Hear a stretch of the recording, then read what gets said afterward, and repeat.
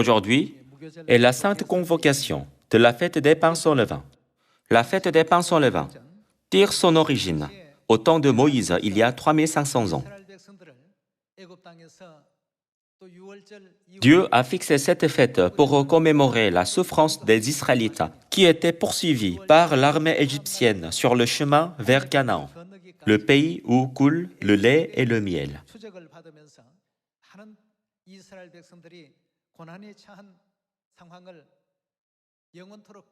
À partir du lendemain de la Pâque jusqu'à ce qu'ils traversent la mer Rouge. Cette prophétie s'est accomplie dans le Nouveau Testament. Aujourd'hui est le jour après que Jésus a célébré la Pâque.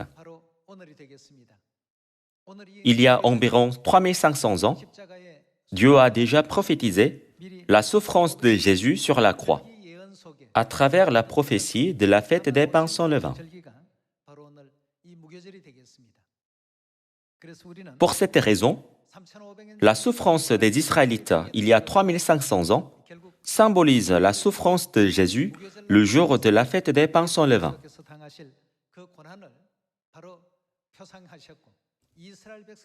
Dieu a établi cette fête pour commémorer la passion du Christ,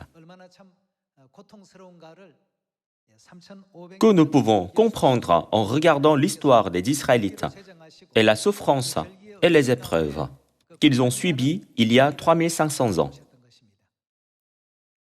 Donc, Jésus a accompli la fête des pains sans levain en venant sur cette terre et en rachetant l'humanité de ses péchés et de ses iniquités par sa crucifixion. À l'occasion de la fête des pains sans levain, nous commémorons le sacrifice du Christ et trouvons la raison pour laquelle il est passé par toutes ces souffrances. Nous devons comprendre que la raison pour laquelle il a souffert est à cause de nos péchés et de nos iniquités. Nous devons nous repentir et rendre grâce et gloire à Dieu pour tout le sacrifice de Christ.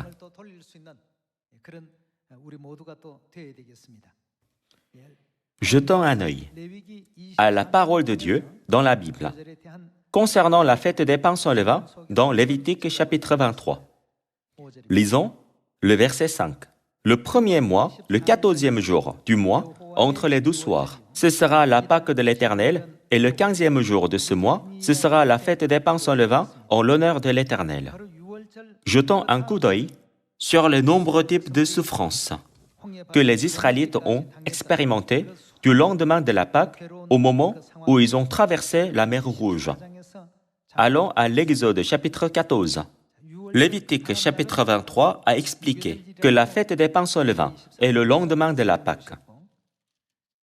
L'origine de cette fête provient des souffrances des Israélites depuis le jour de leur sortie d'Égypte jusqu'au jour de leur traversée de la mer Rouge.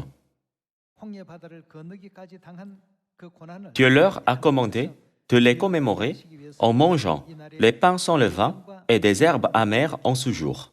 Exode chapitre 14, verset 5. On annonça au roi d'Égypte que le peuple avait pris la fuite. Alors le cœur de Pharaon et celui de ses serviteurs furent changés à l'égard du peuple. Ils dirent, « Qu'avons-nous fait en laissant aller Israël, dont nous n'aurons plus les services ?» Et Pharaon attela son char, et il prit son peuple avec lui. Il prit 600 chars d'élite et tous les chars de l'Égypte. Il y avait sur tous des combattants. L'Éternel endurcit le cœur de Pharaon, roi d'Égypte, et Pharaon poursuivit les enfants d'Israël. Les enfants d'Israël étaient sortis la main vide. Les Égyptiens les poursuivirent, et tous les chevaux, les chars de Pharaon, ses cavaliers et son armée, les atteignirent campés près de la mer, vers Pi-Hahiroth, vis-à-vis de Baal-Tzephon.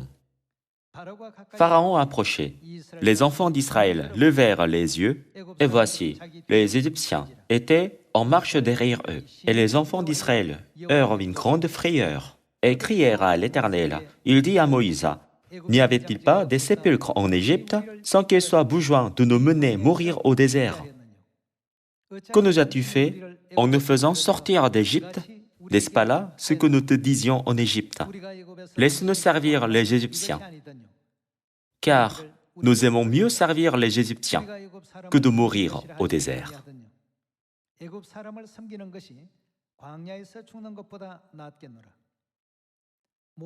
Moïse répondit au peuple, « Ne craignez rien, restez en place et regardez la délivrance que l'Éternel va vous accorder en ce jour.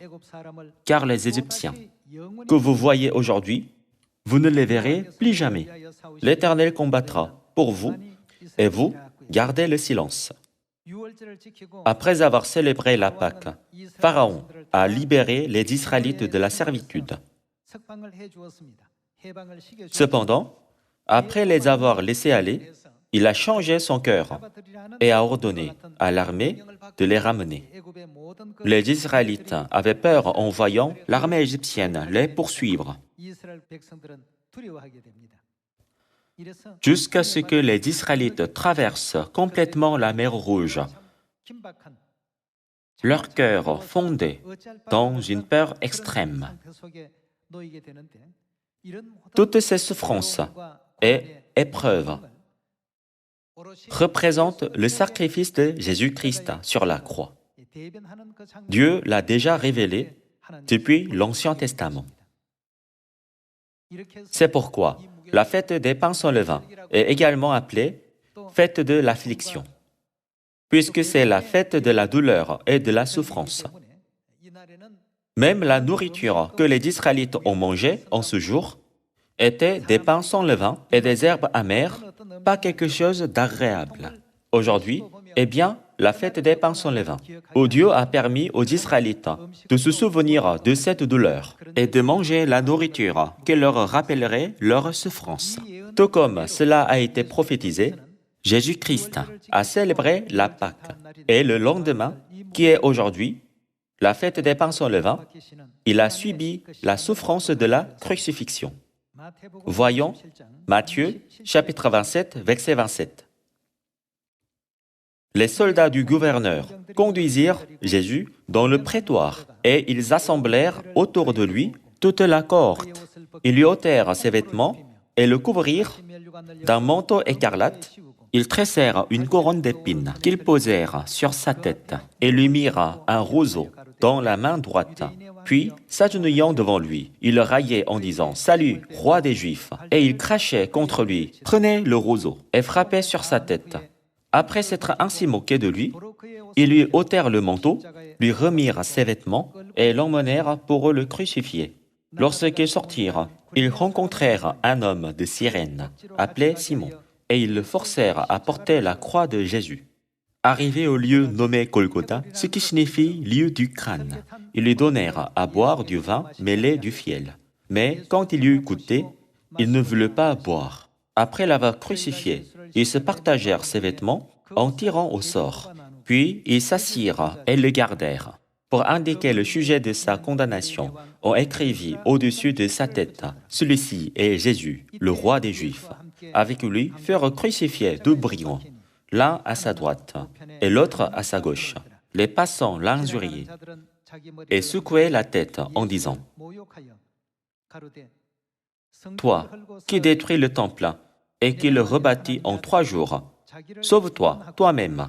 Si tu es le Fils de Dieu, descends de la croix. » Les principaux sacrificateurs, avec les scribes et les anciens, se moquèrent aussi de lui et disaient « Il a sauvé les autres, et il ne peut se sauver lui-même.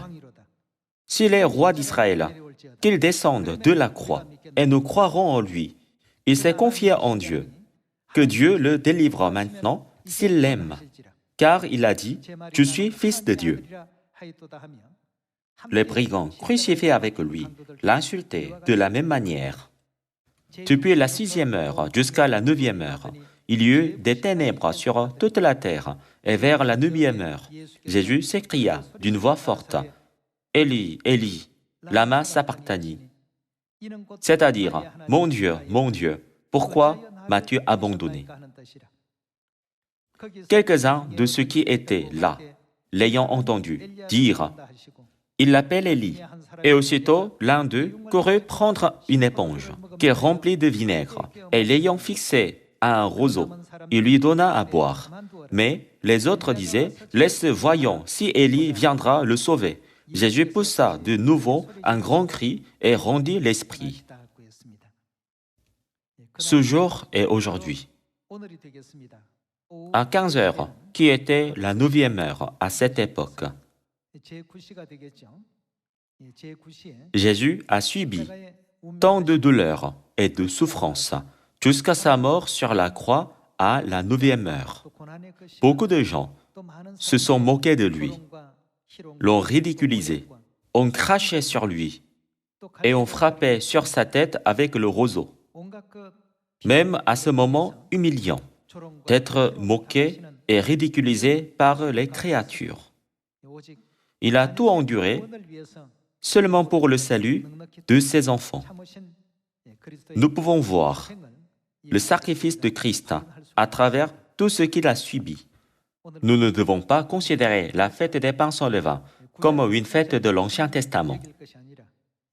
Le Christ a subi la douleur, les souffrances et les épreuves dans le Nouveau Testament. Nous devons également porter les marques du Christ sur notre cœur et notre corps. Nous devons tous porter les marques de la souffrance du Christ sur la croix. Voyons Galates chapitre 6, verset 17. Que personne désormais ne me fasse de la peine, car je porte sur mon corps les marques de Jésus. Nous devons également devenir les enfants de Sion qui peuvent suivre le chemin de Christ en portant les marques de la croix. Lorsque notre Père est venu sur cette terre il y a 2000 ans, il a vécu une telle vie de souffrance seulement pour le salut de ses enfants qui avaient commis des péchés dans le ciel et avaient été chassés. C'est pourquoi l'apôtre Paul a dit qu'il a porté également sur son corps les marques de Jésus. Nous devons également tous porter sur notre corps les marques de la souffrance de Jésus. Après la Seconde Guerre mondiale, tous les soldats britanniques sont retournés dans leur pays natal. Lorsque les soldats étaient de retour chez eux, tous les citoyens, y compris la Chambre des communes et la Chambre des lords, et même le roi lui-même, sont sortis dans la rue tôt le matin pour les accueillir. Le roi et les députés étaient assis sur leurs sièges désignés et les gens se tenaient de chaque côté de la rue en applaudissant. Lorsque le roi s'est assis, tous les soldats ont commencé à marcher dans la rue. D'abord, l'armée de terre est apparue, puis la marine, puis l'armée de l'air. Comme ils marchaient dans la rue, de nombreux citoyens leur ont fait une grande ovation et un tonnerre d'applaudissements. Bien sûr, tous les députés les ont grandement acclamés. Et le roi lui-même a applaudi en étant ému par leur sacrifice sur le champ de bataille. De nombreux soldats ont continué leur marche. Et tout derrière eux, il y avait un groupe de soldats. En voyant ce groupe, tous les députés se sont levés de leur siège. Le roi s'est levé de son siège. Et tous les citoyens leur ont fait une énorme ovation debout avec encore plus de ferveur que tout autre groupe qui est apparu avant eux. C'était le groupe composé de soldats blessés qui avaient perdu une jambe, un bras ou même un œil pendant la guerre. En voyant ce groupe, tous les citoyens et même le roi ont fait une ovation debout.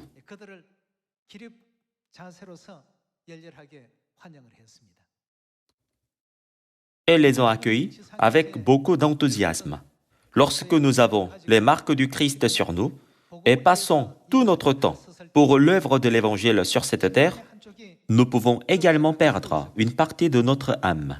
Cependant, au dernier moment, où nous entrerons dans le royaume éternel des cieux, qui recevra les plus grandes acclamations, lorsque des milliers et des milliers d'anges feront une ovation enthousiaste à la dernière armée céleste, qui a fini son combat spirituel sur cette terre et est rentré à la maison, qui recevra le plus grand accueil. Nous avons besoin de penser à cette question. L'apôtre Paul a reçu 40 coups moins 1 à plusieurs reprises. Parfois, il a été battu de verge. Parfois, il a été lapidé. En plus de toutes ces blessures, il a fait d'innombrables sacrifices pour le combat spirituel. Certains soldats blessés ont perdu une jambe. Certains d'entre eux ont perdu un bras ou un œil. Tous sont rentrés à la maison, estropiés à cause de la guerre. Cependant, le groupe qui a reçu le plus grand accueil était le groupe composé de soldats blessés.